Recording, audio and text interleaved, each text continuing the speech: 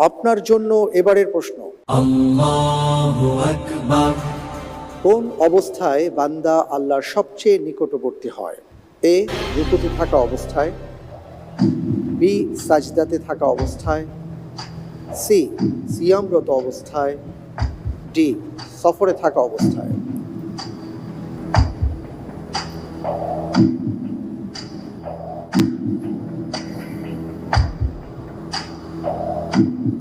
আলহামদুলিল্লাহ, আমি এখান থেকে উত্তর হিসেবে বেছে নিচ্ছি বি, সাজদাতে থাকা অবস্থায়।